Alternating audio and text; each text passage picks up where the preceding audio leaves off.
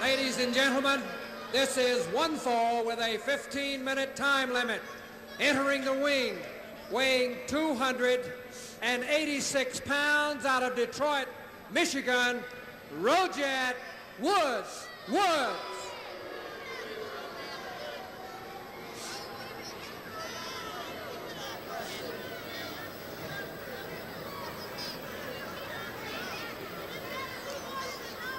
His opponent tonight, weighing 305 pounds out of Atlanta, Georgia, the North American heavyweight champion, Ox Baker. Now you see, that's a typical Baker move. With a 15-minute time limit. That's a typical Ox Baker move, making his opponent, making everybody here in the arena wait while he takes his good time to get out here. That's right. Now, a true champion would have been at ringside when the introductions were being made, but that's Ox Baker for you. That's his style, and that's the way he does things. Making everybody wait here. Vicious, cruel man. He is the North American International Wrestling Champion, Ox Baker. Now making his home in Omaha, Nebraska. At one time, he called himself the pride of Atlanta, GA. Ladies and gentlemen, 6 feet 8 1/2 inches tall, weighs over 300 pounds, or close to it.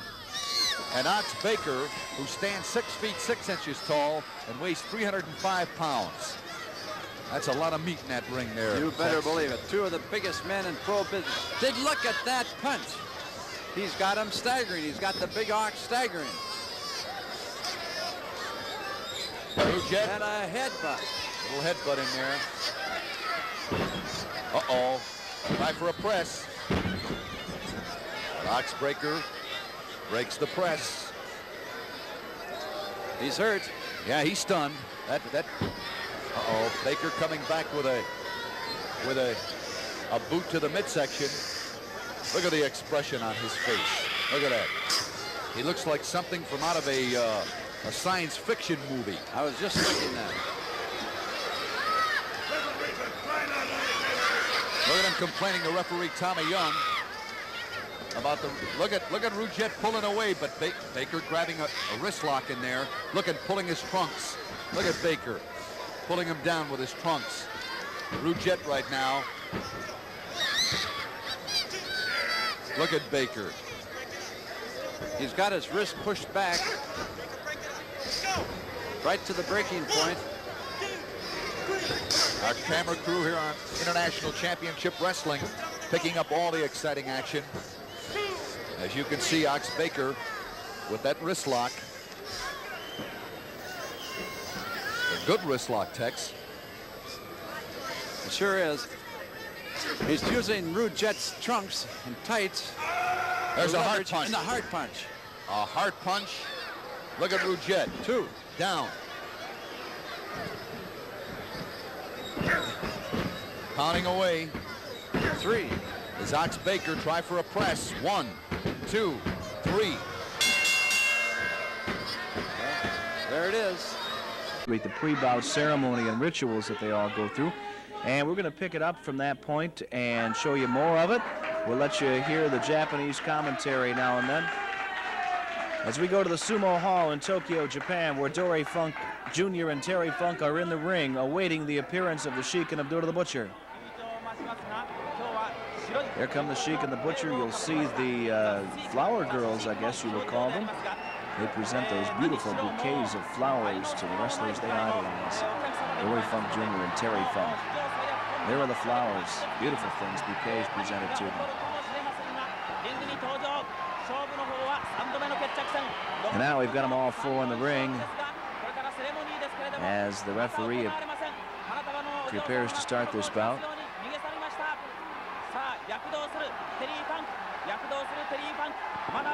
Joining us from the National Wrestling Alliance here at ringside to witness this happening is Mr. Tom Ernesto. Well, Terry, I'd like to say that I was present in Tokyo, Japan when this particular match took place, and their ceremony and all are just unbelievable. The cost of the tickets here and what they charge is unbelievable. It's $50 ringside, $25 general admission. And with this crowd of some 30,000 people jam-packed in the great sumo hall there to see this, it just, the manner in which they draw is absolutely outstanding. They really idolize those wrestlers. They idolize it, and as you know, the main professional sport for many, many years was baseball and sumo. And of course, now professional wrestling rivals even baseball. And it's just an amazing thing. And of course, everyone was in attendance. There were promoters from all over the world that watched this match, and they have tried to bid for it in Madison Square Gardens. They've bidded for this match all over the world. You see those cheerleaders there? They even had some cheerleaders there with pom-poms. They have cheerleaders. They have everything there, and the ceremony and all that they go through prior to the match. We've shown before, I believe it was last week that you showed in the dressing room prior to going out, in the manner in which these funks are absolutely idolized there. They are the idols. And of course, one of the most feared and hated men that you will find there, of course, is the Sheik. And strange as this may seem, with all of his tenacity and ferocity in the ring, he's very, very highly respected. When he walks out of that ring, no one dares touch him. They back away, and they seem to hold this man in reverence because they not only fear him, but they do respect him. One question about the flowers. Do they present the flowers before every match, or just the main events, or what? No, this is normally before the big main event, such as a main event like this. Of course, they have the geisha girls, or geisha girls as they bring them in, I should say, and they do present the flowers to the wrestlers. And as I said, there's a lot of ceremony, and they stop at nothing. And there again, you see the Sheik in, and you notice how the people will back away. They're afraid of him, and as I say, more than fear, they highly respect him for his ability. This, of course, this match set an all-time attendance record in Japan, too, right? The largest attendance in the history of professional wrestling, and as I say, professional wrestling today rivals even baseball. And these four men set an all-time record. And as I have said, not to sound repetitious, of course, this match they wanted to sign this in all the major cities throughout the world. And it was very fortunate, of course, that the match was signed for this area.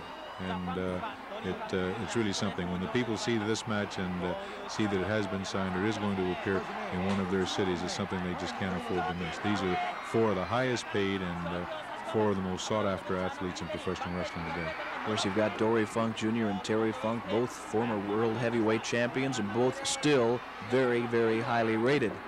Indeed so. Both former world champions and brothers, of course, and they are very highly rated indeed. You notice the Japanese announcer, we're talking over it now, but if you listen a little bit of his narration on it, they've got four announcers there, and they're just going just as fast as they can talk. Let's listen to him for just a few seconds here.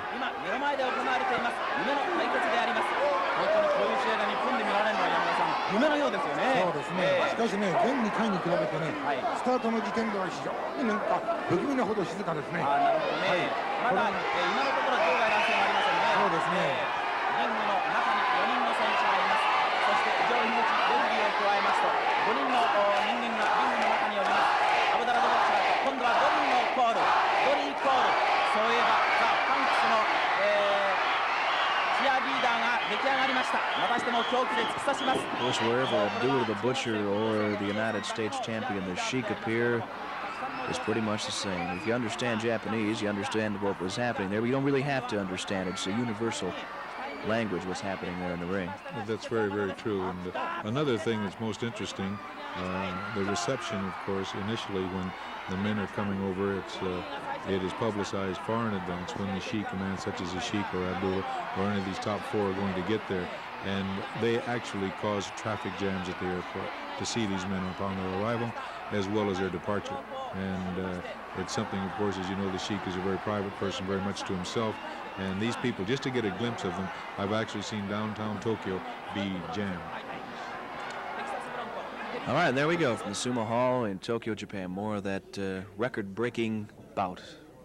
Brutal, vicious match it was, too, right? It was one of the most brutal and vicious matches I have ever seen. And as I was saying, the manner in which these people are so highly respected there, they cause traffic jams everywhere they go. In a great city of Tokyo, some 13 or 14 million people, when the Sheik walks down the street, they actually stop traffic. He goes into a big store. They actually have to bring in police to get the people back. He's so idolized. And as much as they dislike the man and fear him, he is highly respected. Oh, yes, quite able. as a professional wrestler, the United States heavyweight champion, as you said earlier, held it longer than anyone else. Put him together with a Butcher and put him against the Funks, and boy, you get some kind of a match. You certainly do, Terry, and it's a match to behold, and I'm always interested in seeing a great match such as this. We'll be back with more big... Are going to be treated to maybe one of the great matches you'll ever get a chance to see when 320-pound Bruiser Brody invades Shreveport and tangles with the great Cowboy Bill Watts. I'm Joe Blanchard. We're speaking in San Antonio, Texas, and with me is the 320-pound Bill. Guess who? Guess who? That's right. Bruiser Brody. That's right. Cowboy Bill Watts. I done heard the call of my friend Stan Hansen. I heard it way over here in Texas. Yeah, that's right. You're a little bit jealous of my friend now that he's got the North American Heavyweight Championship belt proudly around his waist. You're just a little jealous you can't wait to get a chance at him. Well, let me tell you something. My man Stan Hansen is a gentleman. He is a man of integrity and honesty. And the way I hear it, he wants nothing to do with filth like you. So he's bringing in yours truly to just take you right out of the picture. That's right, me. I'm coming in to make sure that you spend the most of your time in that ring on your back. And then my good friend, the gentleman, that handsome blonde from Borger, Texas, won't have to worry about associating with filth. People like you who don't ever deserve to wear a championship belt in professional wrestling. I want to tell you something. If you think this relationship between me and Stan Hansen ain't strong, you ain't smartened up not one little bit since I used to smack you around all over Louisiana and Oklahoma. I promise you one thing. I won't disappoint my man Stan Hansen. Get ready, Bill Watts, to dust your butt off in that ring. Well, we all know the reputation of Cowboy Bill Watts. He's one of the great wrestlers in professional wrestling. So's Bruiser Brody. It's got to be a titanic struggle. I'd like to see it myself. You be there. Kurt Von Hess, accompanied by his manager, the world-renowned Al Costello. Right back to the Boring International Championship Wrestling. Once again, it's the German superstar Kurt Von Hess, along with his manager Al Costello, going against Marshall Lewis, hailing out of New York City. Marshall Lewis is a top contender. Von Hess, of course, has a staggering list of victories. Just returned from Germany, as I understand. I talked to Al Costello, Tex, before our program got underway, and Al tells me that Von Hess would like nothing better than a shot at that IWA heavyweight champion, Mil Mascaras. I well imagine he's going to get his opportunity. But he's got to show the fans, along with the IWA, that he's of championship caliber. Now, I've seen Von Hess in action over the years, but this is a whole new ball game. That's right. That's why when you see matches on IWA Championship Wrestling, those matches mean a great deal to the wrestlers that are participating in them. All right, Von Hess right now pulling at the trunks of Marshall Lewis. Referee Tommy Young having no part of it, warning Von Hess to cool it with the pulling of the trunks. Free count. You can hear Tommy Young into the turnbuckle. Hard smash. He's got to prove himself in a hurry. Into the turnbuckle.